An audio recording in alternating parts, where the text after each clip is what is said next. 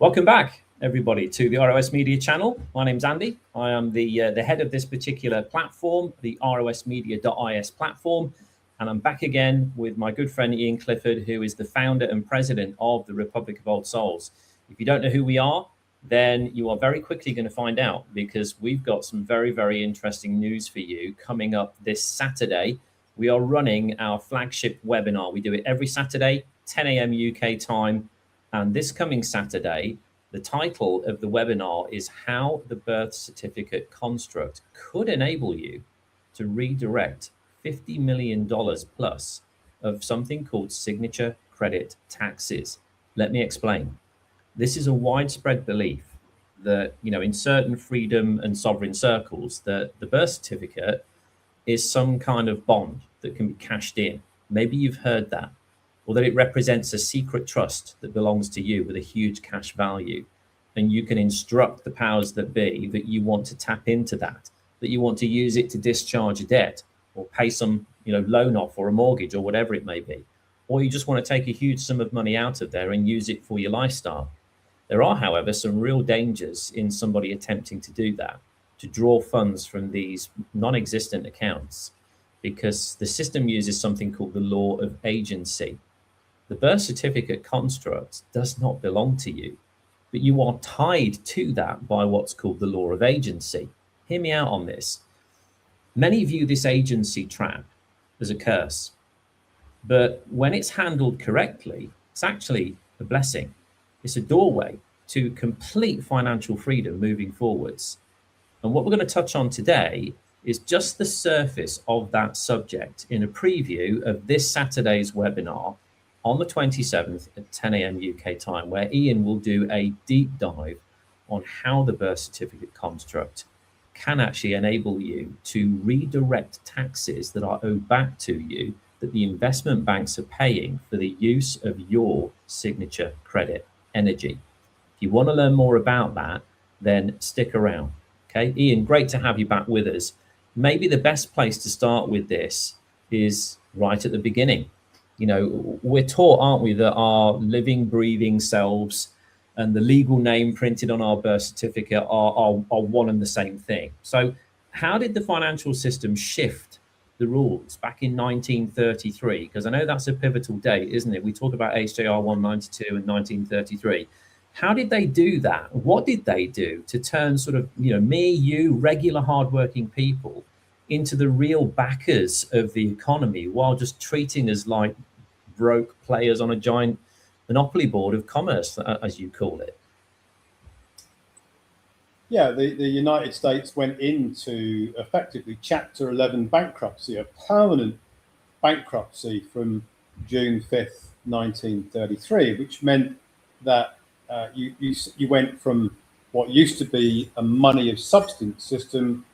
Now you're moving into a money of account system. It's all accounting ledgers, and because in every ledger you've got debt on one side, credit on the other side, the credit on the credit side was being provided by the bloodline banking families to bail out the United States, which a corporate government, who had to offer up collateral to basically take the credit from the original bloodline bankers, who wanted to bring in a money of account system, because that way they could enslave the whole of humanity, really, through the system that's been running ever since. And it's working extremely well. And there's not really changed much at all since 1933. So the system shifted substantially in 1933. And one of the elements of the collateral, a big element of the collateral, is human energy. So if you're a creditor and you're one of the banking cartel back in 1933, and you want to have collateral to equal or exceed the value of your loans that you're giving the United States government, who are already deeply in debt, by the way, to the banks already. Yes, that's how it worked.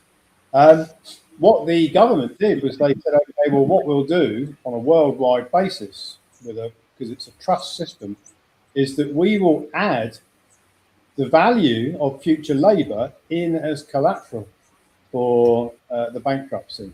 So you've got all the assets of land and property and infrastructure and all the other minerals and commodities and all of these things, but also the labour of the people. And this is where people have made a mistake. They think that the birth certificate has got some huge value. As soon as it was created by the registration event, it's got some massive value, and that value is being used by the government or the state. But actually, they shouldn't be using it because it belongs to the living soul. And that's where the mistake is. So that the birth certificate itself isn't actually a security in the way that people think it is. What it is the creation of a banking entity. And the banking entity is how the human energy is then used on the, I call it the Monopoly Board of Commerce, World Trust.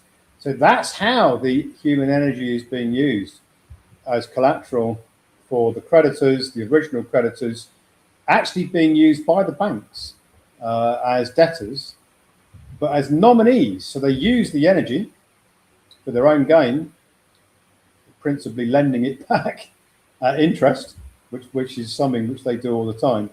And that's how the human energy is being used. It's creating a collateral, but only when new negotiable instruments are issued by the birth certificate construct through bank payments, mortgages, loans, credit cards, tax payments, any kind of payment. It's when you pay out or when you get a loan or a credit card or a mortgage, does the human energy get used for slavery purposes and collateral for the original bankruptcy. Right. And that's what's going on. The actual birth certificate itself isn't what it appears to a lot of people. Okay. So let's just say that we've got this structure that you've mentioned, and you've spoken about how there is no money of substance anymore. It's not backed by gold, that it's backed by human energy. And then we've got this agency with the birth certificate construct that acts as a banker. So the agency there, from the living to the birth certificate acts as a banker. That's pushing all of this credit into the system as a banking entity. But you mentioned about ex nihilo credit as well, and how, when somebody qualifies for, let's say, a mortgage or a loan, typically people will assume that the bank is just handing them over pre-existing cash reserves, capital that they've got stored up in their vault, or it's part of customer savings.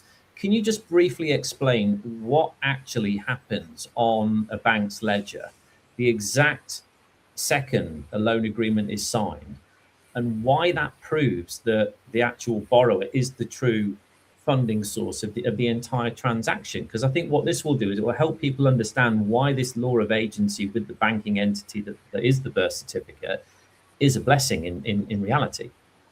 Well, the living soul is where the energy is, and the living soul can't step on to the Monopoly Board system because it's an artificial system. You can't be part of it because you've got substance. So you have this player piece, which is the birth certificate construct, which is a banking entity as confirmed in the Bills of Exchange Act of 1882 and UCC3, which is the Uniform Commercial Code. So what you've got is a banking entity that is going to issue a promise to pay or a negotiable instrument into the system or onto the Monopoly Board. So as soon as you make a promise, which is a bank payment, or you promise to pay a loan back, you promise to pay a credit card or a mortgage back, that promise generates the debt simultaneously. Right. So you sign the loan, which is making the promise, signature to sign the loan springs into existence because what you actually did was you deposited your energy. So the agency between the living soul and the birth certificate construct has to be there. Yeah. You couldn't make that promise if you weren't linked to the birth certificate construct through agency. Because who are you? You can't make promises unless you've got some linkage between the birth certificate construct and the living soul. So that's where the making the promise actually it's like a double-edged sword. You've got on one side of the sword, you've got the debt which you have to service, the interest. Yeah. But on the other side of the sword, you've got the fact that you deposited the energy through the banking entity, and that generates a tax recoupment or tax redirection event. So that's where it's a blessing and a curse all wrapped up in the same package. And most people never realize that they can redirect taxes. So the overwhelming majority of the world population just operate as debt slaves, paying interest on credit that they deposited, that the banks used as nominees, lent it back to them, or sent it back as a loan, charged them interest, and they might go through their entire life paying debt back, paying interest on debt, and never redirecting any taxes, which ultimately get abandoned, or the security side of the equation gets abandoned, and they never know, and they die having paid all that interest. Maybe millions, could be millions of interest over their lifespan, or it could be certainly hundreds of thousands of interest. For some, it's millions, and they never realise that all that interest that they're paying is on their own credit, and they've got a tax. They could redirect taxes which are equal to the amount of the credit they put onto the monopoly board. Are you starting to see this, guys? Are you starting to maybe just have a little bit of a shift in how you're thinking? Is this starting to make a little bit more sense? We live in a modern slavery system, and it's all geared around your energy on this board. And we're all playing it. Everybody's playing it. It's just a case of, are you playing it at the pro level because you've actually got the real rule book to this, or are you playing it at the beginner level with the rule book that the system gives you, and they're pocketing the actual real rules of how to win at this game of Monopoly? So let's talk a little bit about these securitizations then, Ian, because if we're the person or the living being that creates the credit energy and this promise to pay, then what do the banks do with that once we've signed the contract? Where does it go? Well, the banks are nominees, so they're like fiduciaries for the living soul. But it's very clever because the living soul never turns up as a beneficiary. It says, hey, you've been looking after my energy. Where's my taxes that you've been paying the United States Treasury? Send me some taxes because I'm a creditor. Because the living soul actually can't do that, because they can only get the taxes redirected if they set up a banking entity, another nominee structure, which is the foreign grantors trust, which is essential for the process. So the banks operate in a world of knowing that the majority of the world population have no clue about what's going on. And even if they do have a clue about what's going on, what can they do about it? They can't do anything about it, because anything they try and do is going to get shut down because they're doing it as a debtor.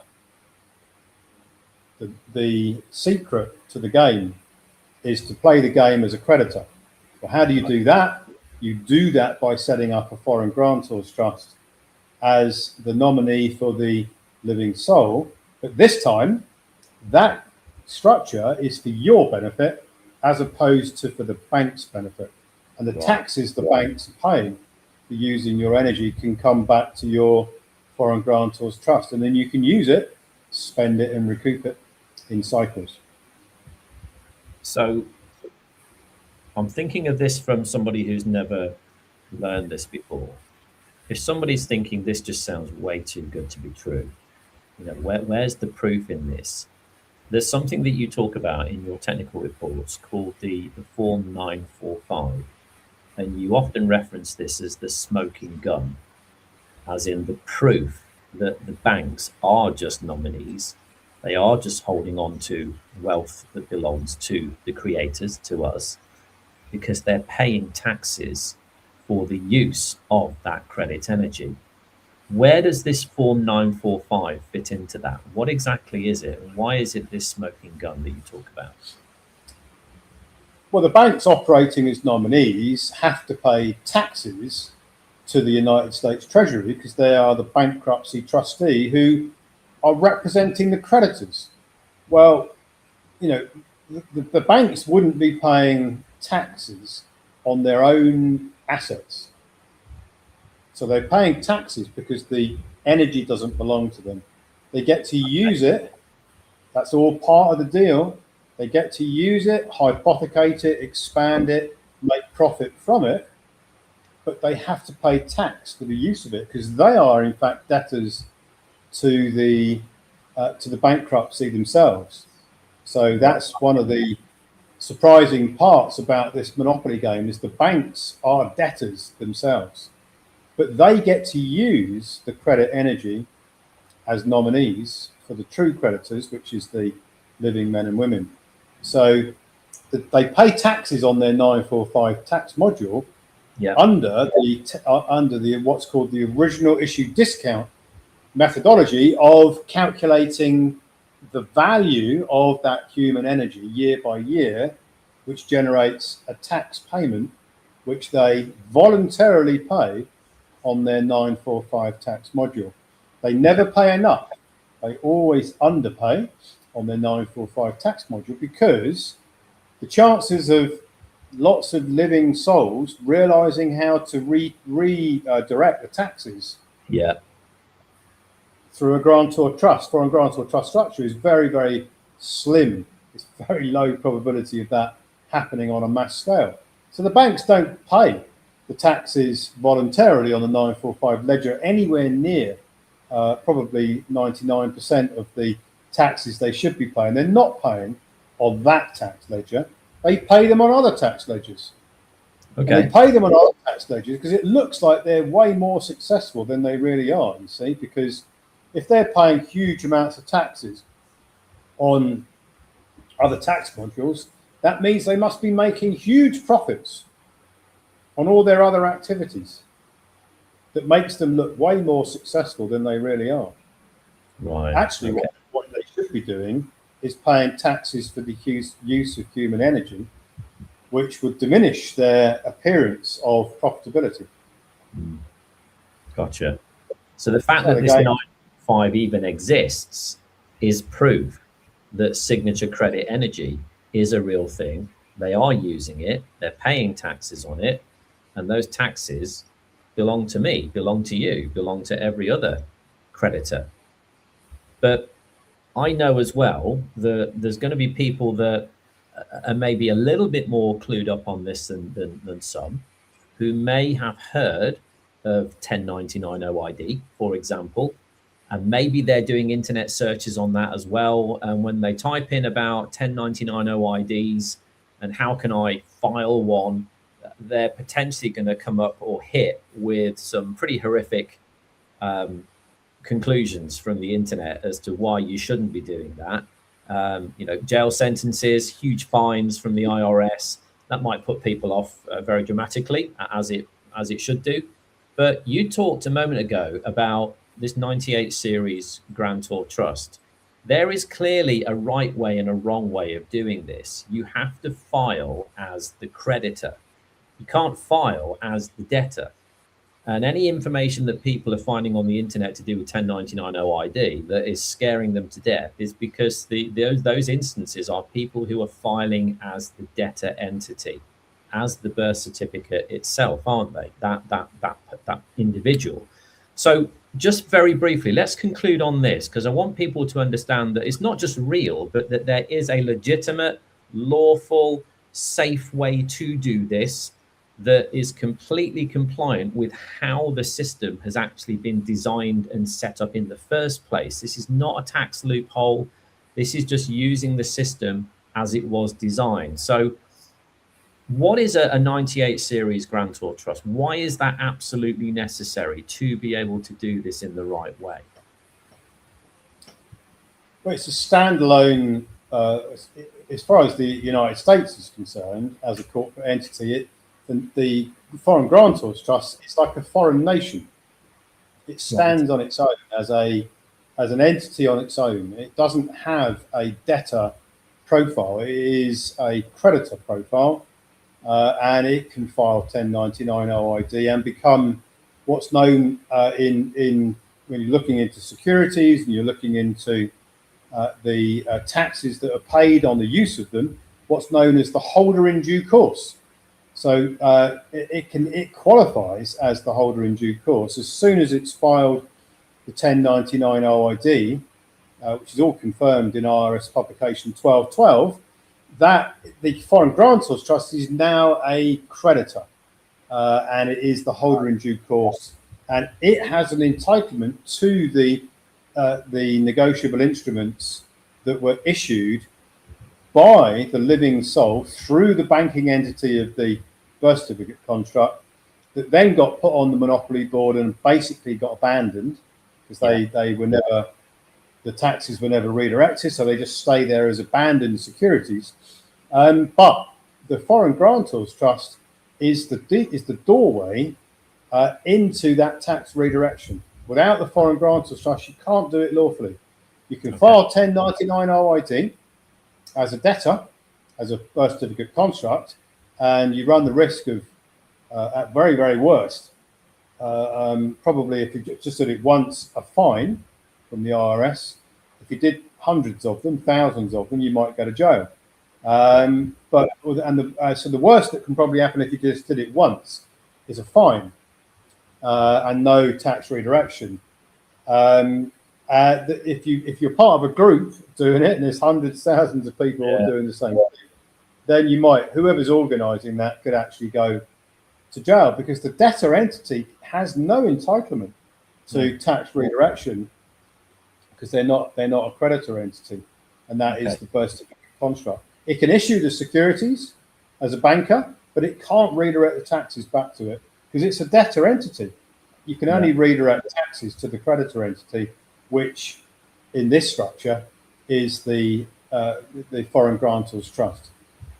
Genius how they've set that up, isn't it? It's almost like the birth certificate is a one-way street, but the agency part of that, with the right structure of a 98 series, turns that into a two-way street, and that we as the living can then operate on that side of the highway using the 98 series as that doorway into the commercial system to be able to do that.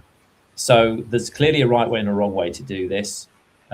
What's the scope of this for individuals if they come to the webinar on Saturday, Ian? Because I don't want to dig into this too much, because I want to leave all the meat and potatoes of this for you on Saturday. So what's the scope for somebody that's maybe, in their 40s, 50s, maybe even younger, anyone from sort of age 30 up to 50, let's say? What's the potential for them with this? Well, let's say you've got 25 years left to play Monopoly. So, your lifespan's got 25 more years. You're going to be playing Monopoly. You're going to be, playing this artificial game of issuing negotiable instruments, making payments, paying off loans, mortgages, credit cards, picking up your pension, whatever it is you're doing, spending your pension. If you've got 25 more years to go and you can redirect up to $2 million a year, that's 50 million that you could be redirecting over the next 25 years.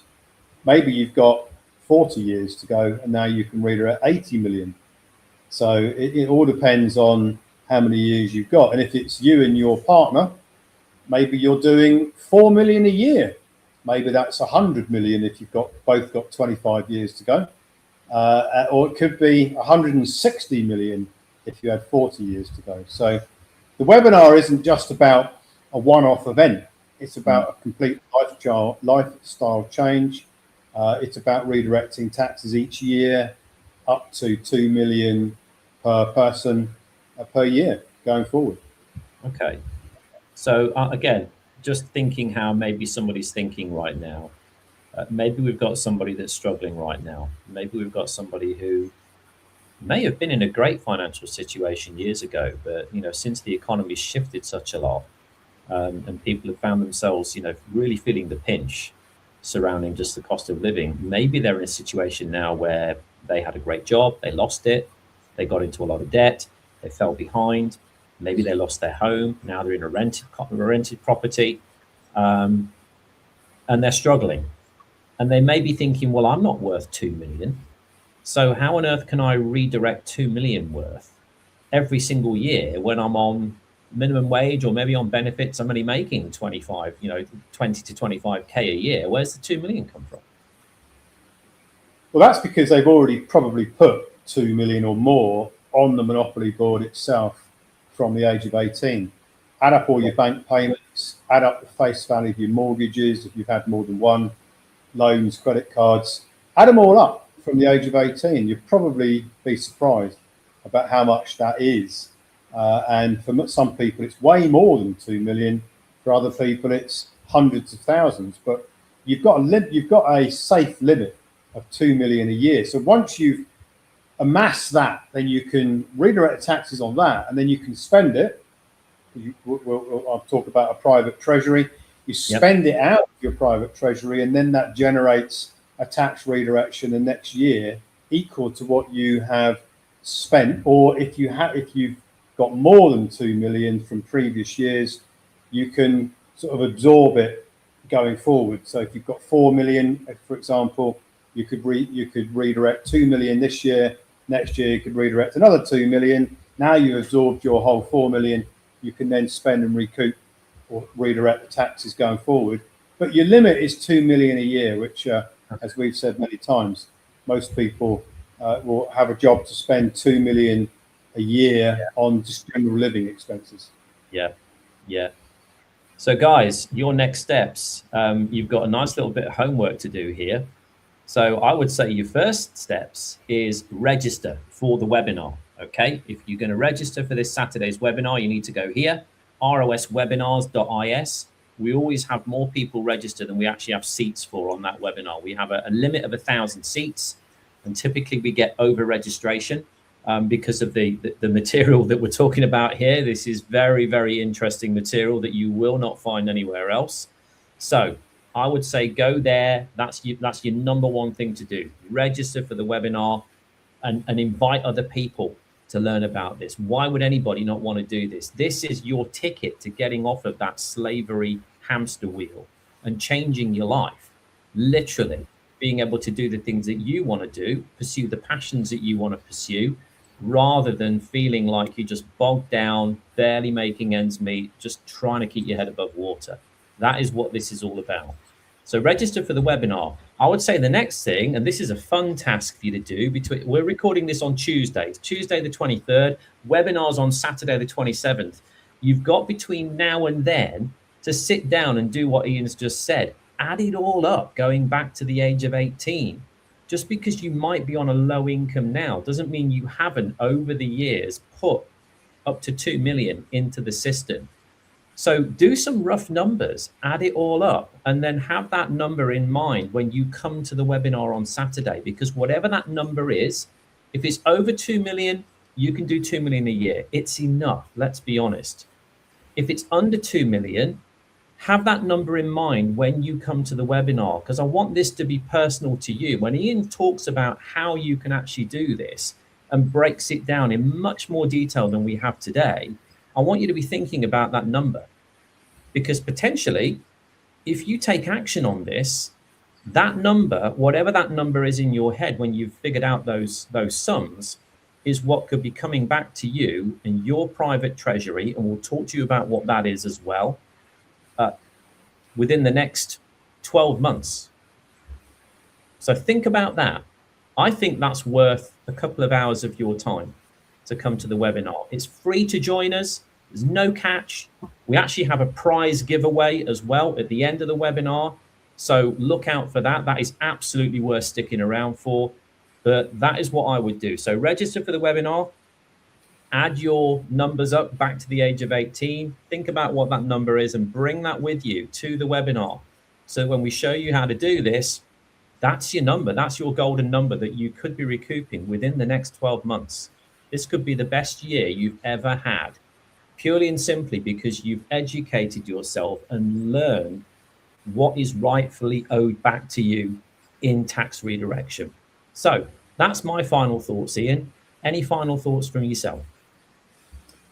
Yeah, we should have an avatar available this by this weekend. I thought we were last weekend, Fantastic.